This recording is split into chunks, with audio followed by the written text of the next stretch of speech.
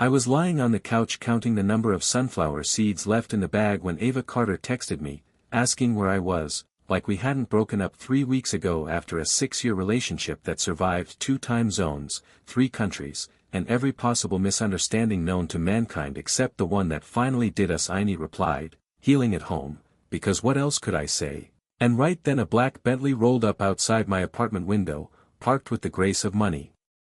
power, and parental legacy, and there she was, my ex-girlfriend, sitting behind the wheel like she hadn't ghosted me after years of long-distance loyalty, looking at me with that unreadable expression I used to think meant affection but now probably just meant indifference, and as I turned down my brother's obnoxious trap remix blasting from the speaker, I silently prayed for the traffic light across the street to stay red forever so I wouldn't have to get out and face her. I guess now's as good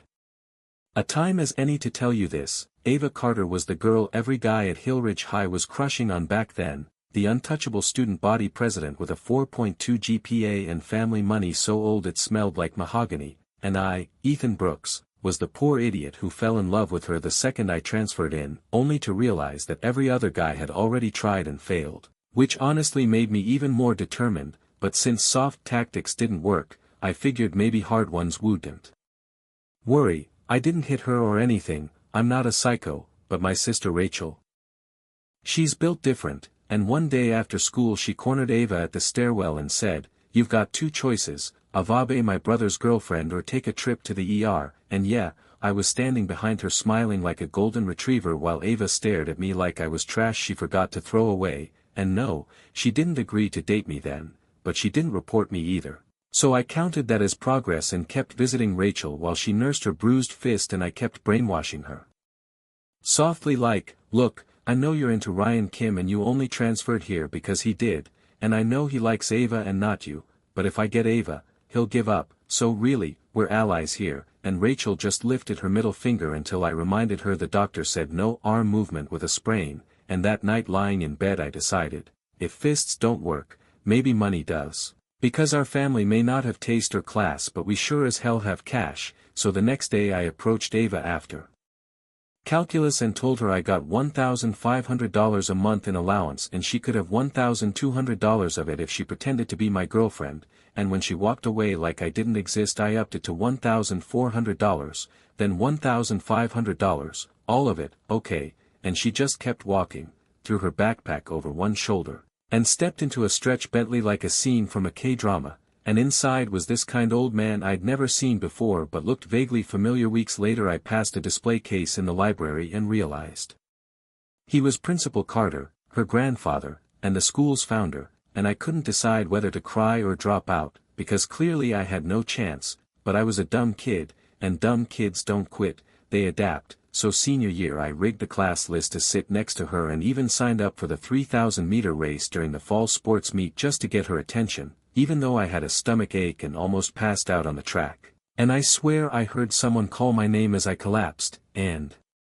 later I woke up in the nurse's office with Rachel handing me warm water like she actually cared, and for the first time in my life, I thought, damn, maybe my sister's not that bad. Fast forward to our last semester, I was bombing every monthly exam while Ava was topping every chart, and one day she grabbed my physics paper and scowled so hard I thought I failed the country. Then pulled out a textbook and showed me my scribbles on page 42, "I'll get into the same school as my future wife," and she looked at me and said nothing, but her eyes softened just a little, which I clung to like it was gospel. After the college entrance exam, she got 2 Ivy League offers and I got nothing but a rejection letter and a beer at our graduation party, and while everyone was celebrating, I sat alone on the rooftop drinking myself into a pity spiral until Ava sat down next to me, casually like it was no big deal. And I blurted out between hiccups, "You know I tried really hard in senior year, right, and?" She nodded, and I said, "You know why, right?" and she nodded again, reaching out to wipe my tears, but I slapped her hand away because I was drunk and stupid and bitter that she didn't tell me she'd never even considered staying in the country, and I started crying like some heartbroken protagonist in a soap opera, yelling, "You don't even like me," and she just said, "Who said I didn't?" With that calm breeze voice she always used when she was about to destroy me, and then she hugged me and whispered, "Check page 42, and my dumbass self started crying harder because I had sold all my books after the exam, including that one, and when I asked her later what she wrote, she never told Methan she went abroad, and I slowly crawled out of my delusional love bubble while Rachel fell deeper into hers, chasing after Ryan Kim like it was a full-time job, and Ava and I did the long-distance thing for 6 years, beat every odds stacked against us, and then somehow broke up 3 months after.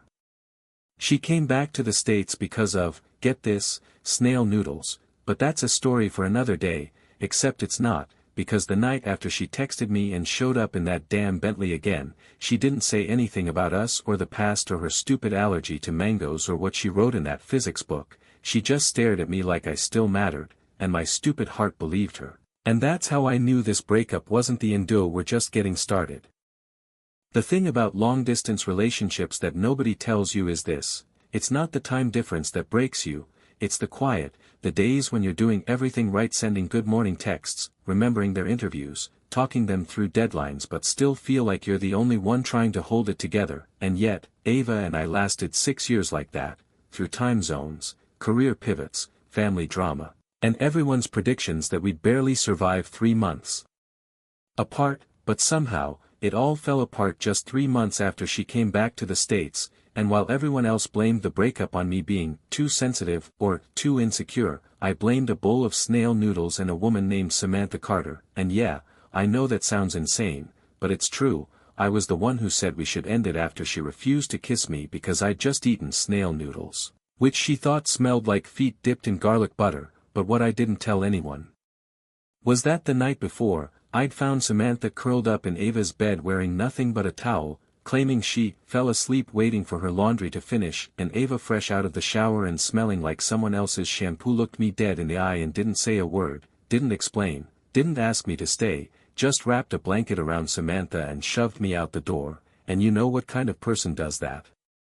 Someone with something to hide, someone who's already moved on but hasn't bothered to admit it. So yeah, I left, and when Yang Wei asked me what happened, I told him the snail noodles were the last straw because I couldn't bring myself to say I thought the girl I loved had replaced me with her hot, maybe gay, maybe not cousin. And now here I am a few weeks later, getting dragged by Yang Wei to a rooftop party because his friend just opened a bougie new restaurant and he needed bodies to make the place look hyped on Instagram. And I said yes because I didn't want to be alone in my apartment watching old TikToks of Ava when she used to smile at me like I was her whole world, not just a safety net she forgot to cut loose. And of course, right when I was starting to relax, sipping on some overpriced lychee spritz and trying not to check my phone, Ava texted me, "Where are you?" And I, being the idiot that I am, replied, "At home, healing," only to look up and see her Bentley pulling into the lot, her stepping out in heels that probably cost more than my rent, and staring at me like nothing ever happened, like we were still together. And when she told Yang Wei to turn left out of the lot and he argued that it was a detour, I chimed in and said, "Turn left," and the way she smirked told me she knew I was still trying to protect her even when I pretended I was done. And honestly, I hated her for knowing me that well, hated her for sitting so calmly in the passenger seat while my chest burned with questions I had no right to ask. Like why now, why here, why her? And then, as if the universe wasn't already playing with me, we got to the rooftop and guess who was already there, lounging by the pool in a summer dress with a cocktail in hand? Samantha Carter, Ava's not-so-innocent cousin, surrounded by guys taking selfies with her like she was some socialite influencer, which maybe she was. And the moment she saw me, she smiled like we were old friends and waved me over, which instantly got Yang Wei hyped, whispering, "Bro, why didn't you tell me you knew someone like her?" and dragging me down before I could say a damn thing. And when we joined her circle, she patted the seat next to her and leaned in like we were about to share secrets, whispering, "So you guys really broke up," with this amused sparkle in her eyes like she'd been waiting to ask me that for weeks. And when I didn't respond, she tilted her head and asked again, louder, as if daring Ava to overhear, which she totally did, because the air dropped 10 degrees the moment Ava sat down across from me, arms crossed, eyes burning, not saying a word, but making damn sure everyone knew she didn't like me sitting next to Samantha. And just when I thought things couldn't get more awkward, someone suggested a party game, truth or dare. Naturally, and because Samantha and I were new blood, we got grouped together, and I, being petty and bitter and still hopelessly whipped, sabotaged every round, just to make her look good, hoping it'd piss Ava off. And of course it did, because by round 3, Ava looked like she was ready to murder someone, and then came the question, the one Ava had been waiting to ask me all night, when she pulled the king's card and locked eyes with me across the table and asked, "Is there someone you still care about in your heart?" And the entire rooftop went dead silent as everyone stared at me, waiting, and I, like a total coward, said, "No," and watched her. Fingers tapped the table 3 times her tell when she's trying not to cry, and I wanted to scream, wanted to reach across the table and take it all back, but I didn't, because I was tired of being the one who cared more, and yet, a few minutes later, she picked up a mango cake and took a bite, and I froze, because Ava Carter is severely allergic to mangoes, like Trip, can't breathe kind of allergic, and the moment she swallowed, I shot across the table and shouted her name, grabbing her face, trying to make her spit it out, and she just stared at me with that stubborn pride she always wore like armor, refusing to show weakness even when it could literally kill her, and I screamed, "Ava, please, spit it out," while everyone watched like it was a reality show and not my entire world unraveling, and in that moment, I didn't care about our breakup or the drama or Samantha or my pride, I just needed her to be okay. And when she finally did spit it out and took the allergy pill I handed her from the emergency kit I still carried everywhere just in case, I heard Samantha whisper behind me, "You're really something, Ethan. Still carrying meds for your ex," and I didn't even bother to explain, just texted Yang Wei that I was leaving and stood up, but before I could walk away, Ava grabbed my wrist and asked, "Why did we break up, Ethan?" And I looked at her, really looked at her, and saw someone who still had feelings but didn't know how to say sorry, and I said, "Let's not meet again," and she tried to stop me, but I stepped back before she could touch me, and her hand froze in the air like she couldn't believe I would actually walk away, but I did, even though my heart was screaming at me to turn back, because I knew that if I stayed, I'd never be able to let her go, and if I left, maybe, just maybe, she'd finally realize what she lost. After that night on the rooftop, I tried to convince myself I was done, that the mango cake incident was the last straw, that I was finally free of whatever spell Ava Carter had cast on me back in high school, but the truth was, I couldn't go 5 minutes without thinking about her stubborn pride, the way she almost let herself go into anaphylactic shock just to prove she didn't need me, and the fact that I still had that damn allergy pill in my wallet like she was still mine to protect, and to make it worse, Samantha Carter kept popping up in my life like a persistent pop-up ad, too pretty to ignore and just shady enough to make me question her every move, so when I showed up to the office the next day and saw half my coworkers gathered around the front desk giggling like teenagers, I should have known something was up, but instead I walked over, sipping my iced coffee, and asked what the gossip was, only to have Sue Lawn from reception grab my arm and say, "Your boyfriend's dad just walked into the conference room," which made 0 sense until our GM Mr. Hua came out, smiled way too warmly, and waved me in, saying, "Ethan, this is Mr. Jiang from Shinkai Group, all future partnership discussions go through you," and just like that, I was face to face with Samantha Carter again, except this time she was wearing a full power suit and standing beside a man who radiated billionaire energy like he was born in a boardroom, and Mr. Jiang looked me up and down like he already knew everything about me, nodded once, and walked off to take a call, leaving Samantha grinning like she'd won a round I didn't even know we were playing, and when Hua said, "Ethan, give Mr. Jiang's daughter a tour," I almost choked on my own tongue, but I smiled through gritted teeth and walked her around the building like a proper professional, even though my brain was screaming, "What the hell is she doing here, and does Ava know?" And just when I thought it couldn't get weirder, she stopped by my desk, started playing with the figurines on my shelf, and said, "You're missing one, huh?" While pointing at the limited edition mech I'd been hunting for months, and before I could even respond, she walked off, winked at my team, and left me standing there like a confused NPC in my own office, and yeah, the cake delivery to the office an hour later. It was her too, from that overpriced cake boutique downstairs that I couldn't afford unless I sold a kidney, and the note just said, "Didn't know your favorite, so I ordered all of them. Share with the team." And the worst part, my name was on the receipt, which meant she'd used my info to place the order, so it looked like I was spoiling the entire department, and everyone now thought I had either a sugar daddy or a huge raise, both of which were lies, but when I texted her, "Was this you?" she responded instantly with a smiley face and a dinner invite, claiming she needed to discuss future collaboration, which was code for, "I'm about to mess with your emotions some more," and being the idiot I am, I agreed, because. Of course I did, because I couldn't tell if she was trying to sabotage me, seduce me, or both, so at 6 p.m. I found myself in her car, getting driven to a fancy private restaurant where the food cost more than my monthly rent, and for a moment, we actually talked business, like real professionals, her questions sharp, her instincts sharper, and I had to stay on my toes just to keep up, but the moment we got in the car to leave, she leaned back, looked at me, and said, "So you and Ava really broke up?"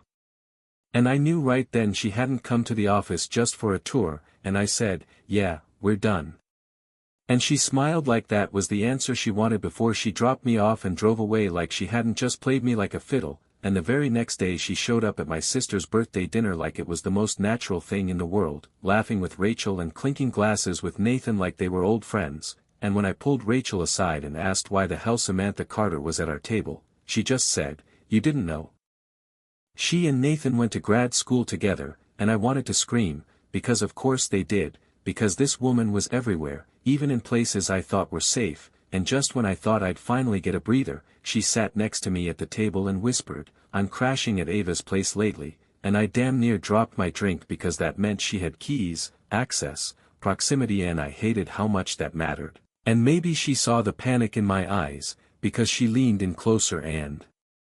added, "Don't worry, I sleep on the couch," which didn't help at all, and when I asked why she hadn't told me sooner, she gave me that same soft smile and said, "You never asked," like this was some casual coffee catch-up instead of emotional warfare, and it all boiled over one night when I got home from work, opened my messages, and saw her latest text, "Let's meet tomorrow. I need to talk. It's about Ava," and of course I showed up, heart pounding, because even after everything, one mention of Ava and I was right back under her spell, but when Samantha sat down across from me at that rooftop bar, she wasn't playing games, her voice was quiet, her tone serious, and she said, "I'm leaving for New York next week. And before I go, I need to say this. I've liked you for a long time, Ethan. Since 5 years ago. Since the day you flew to Boston to surprise Ava and ended up sobbing in the back of my Uber." I blinked, stunned, and suddenly I remembered that trip, the disaster that was supposed to be romantic, but ended with Ava kissing someone else and me crying like a wreck in the back of a stranger's car, and it hit Mesh had been the driver, the silent witness to my heartbreak, and now she was sitting here, confessing that she'd fallen for me while watching me fall apart, and I didn't know what to say, didn't know how to process any of it, because even though part of me wanted to be flattered, the bigger part of me just wanted answers, and she saw that, too, because she leaned back, crossed her arms, and said, "You still love her. I get it. But Ava's in more trouble than you realize, and she's been protecting you from it," and when I asked what she meant, she just shook her head and said, "Ask her yourself," and walked away, leaving me with more questions than before, and all I could think about was that night in high school when I collapsed during the 3,000-meter race and swore I saw her running toward me, calling my name, even though she told me she wouldn't be there. And now I wasn't sure if she ever left my side or if I just stopped seeing it. After Samantha dropped that final line about Ava being in more trouble than I realized, I couldn't sleep for days, couldn't focus at work, couldn't even finish my damn instant noodles without replaying every moment in my head where Ava had acted a little off, a little too composed, like she was holding back some secret that would split me in two, and I hated that she still had that power over me. Hated that all it took was one cryptic warning and I was spiraling again like we were back in senior year and she hadn't texted me back for 3 hours, but when I finally cracked and called her, the line rang until it dropped into voicemail, so I did the stupidest thing a guy could do in that situation. I showed up at her apartment building, stood in the lobby like a stray dog waiting for someone to buzz me in, only to have the security system flash green when I pressed my old fingerprint just for the hell of it. Which meant she never removed my access, which meant she either forgot, or she didn't want to, and neither answer helped my mental state, so I walked into the empty lobby, sat down next to the fake plant, and sent a text, "I'm here. Not trying to fight. Just need to talk," and 5 minutes later, she still hadn't responded, but the elevator dinged and out stepped Ava Carter in an oversized hoodie and shorts, looking like she hadn't slept in a week, and when she saw me, her whole body tensed, but she didn't run, didn't turn back, just walked up slowly and said, "What do you want, Ethan?" And I don't know what I expected, maybe anger, maybe tears, maybe relief, but all I got was exhaustion, and that scared me more than anything, so I said, "We need to talk now," and she sighed like she was bracing for a storm, led me back upstairs without a word, and when we stepped into her apartment, I noticed right away Samantha's stuff was gone, all the random girly chaos replaced with Ava's cold minimalist aesthetic, which weirdly felt more vulnerable than any mess, and she slumped onto the couch and said, "Say whatever you came to say." So I did. I asked her what she was hiding, why Samantha said she was protecting me, and if the mango cake wasn't some twisted suicide attempt, what the hell it really was, and at first she laughed like I was delusional, but then her expression shifted, and she said, "You think I did all that for drama? You think I let go of you because I wanted to?" And when I didn't respond, she got up, paced the room like she was chasing her own ghost, then finally threw a file down on the coffee table, and inside were documents, partnership agreements, non-disclosure clauses, equity charts, and her name on all of them, tied to some tech startup called Zenith that just so happened to be competing with my sister's company for the same federal grant. And I blinked, confused, until she said, "They offered to fund Zenith if I convinced Rachel to pull out." I refused. They came after me. Started leaking fake stories, harassing investors, then came after your family business. And when I realized the damage was spreading, I cut you off. I thought that would make them stop, and I stared at her, jaw clenched, because all this time, I thought she stopped loving me, but she was just trying to keep me from being collateral damage, and I asked, "Why didn't you just tell me?" And she snapped, "Because you always jump headfirst into fires, Ethan. I couldn't let you burn with me," and maybe she was right, maybe I would have charged in like a hero and ruined everything, but hearing it like that still made my chest feel like it was caving in, and I sat down, covered my face, and said, "You don't get to make those decisions alone," and she whispered, "I didn't know how else to protect you," and that's when I realized she wasn't strong because she didn't feel. She was strong because she felt too much and didn't let it show, and for the first time in weeks, I reached out, took her hand, and said, "Next time, let me choose," and she looked at me, really looked at me, eyes glassy but sharp, and said, "It's not over yet. Zenith's board is pushing back. If I fail this next pitch, they'll use it to oust me," and I knew in that moment what I had to do, not for her, not even for us, but because I couldn't stand the thought of her facing it alone, so I called in a favor from someone I never thought I'd owe, Nathan Cole, my sister's partner in crime and longtime emotional support tech guru, who happened to have contacts in the same VC circles, and while Ava worked on her proposal, I ran interference, cleaning up PR trails, reworking investor decks. Even pretending to be her assistant on Zoom calls just to keep the wolves away, and we didn't talk about the past or the kiss that never happened or the notebook she never let me read. We just worked, side by side, like we used to in high school when she'd tutor me in calculus and I'd pretend to get things wrong just to keep her around longer, and every so often, she'd glance at me like she wanted to say something, but the words would get stuck between us, and I didn't push, because I knew timing. I'm still CEO, and I ran to her apartment without knocking, found her standing in front of the window with her phone in hand and her shoulders trembling, and when she turned around, she looked so damn relieved I almost didn't recognize her, and before I could say anything, she rushed into my arms and whispered, "Thank you," and I held her tighter than I ever had before and said, "You owe me a new page 42, and that finally made her laugh, the kind of laugh that shakes loose all the fear and guilt, and I knew right then that maybe we weren't fixed. Maybe we'd never go back to how things were, but we were no longer pretending we didn't care, and that was a start. So that night, while we sat on the balcony sharing instant noodles and listening to a playlist I made back when we were still in different time zones, I asked, "Do you still think we made the right call breaking up?" And she leaned her head on my shoulder and said, "I think we made the only call we could at the time. But I also think people grow," and I replied, "You mean, like, they learn to tolerate snail noodles?" And she nudged me with her elbow and said, "Don't push your luck," but her smile told me everything I needed to know, and in that moment, I finally understood that loving Ava Carter was never the problem, it was letting go that had almost destroyed me. Things between Ava and me didn't magically fix overnight just because we cleared up one mess, because if there's anything I've learned about real love, it's that it's not built on grand gestures or dramatic rooftop confessions. It's in the quiet moments, the heavy silences where you choose to stay anyway. And after the boardroom battle at Zenith settled, Ava finally let herself breathe, but breathing doesn't mean healing. Not when the weight of expectation still crushes her shoulders every day.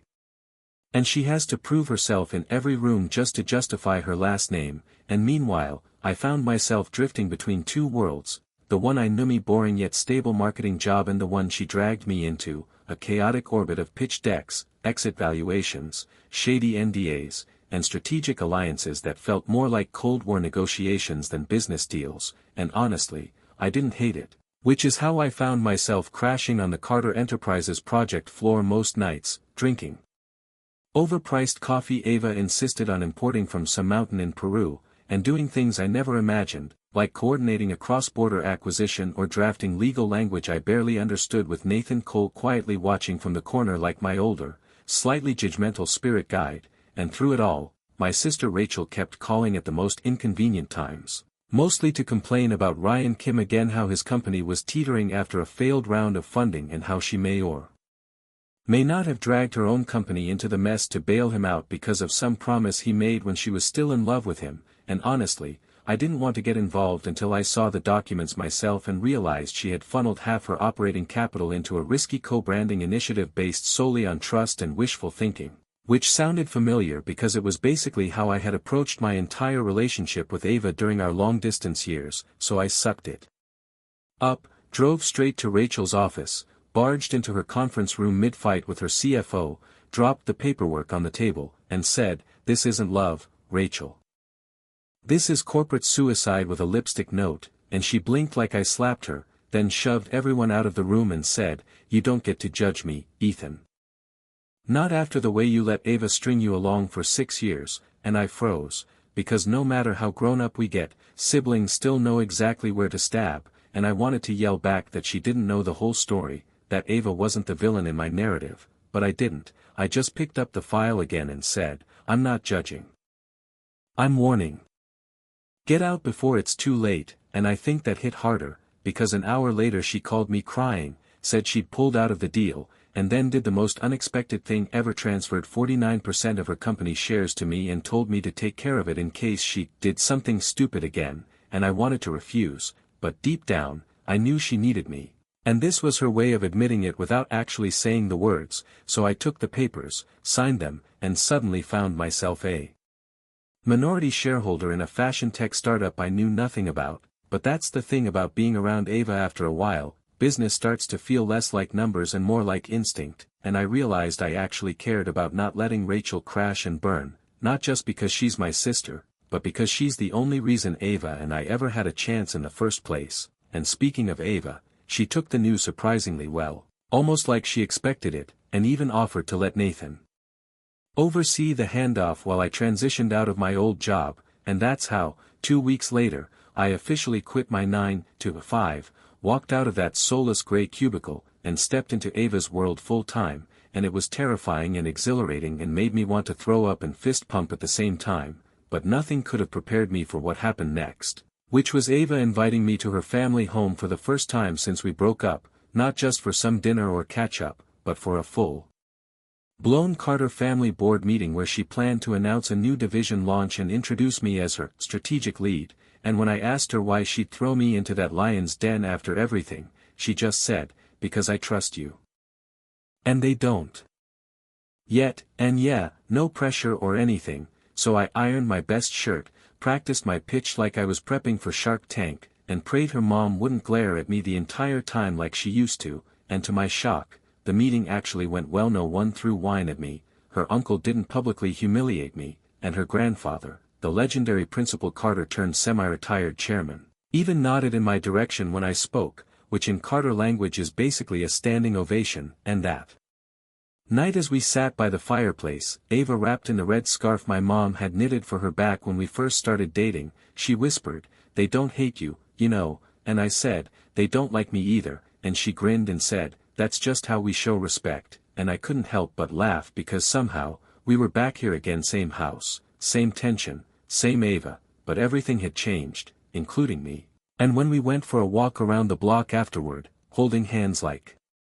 no time had passed, I pointed at the sky and said, "You know, the last time we did this, you were still deciding if you wanted to date me or punch me," and she leaned into my side and said, "And I'm still not sure I made the right call," which made me roll my eyes, but also made me smile, because only Ava Carter could insult me and warm my heart in the same breath, and just as we rounded the last corner before her place, she paused, pointed at a new building going up across the street, and said,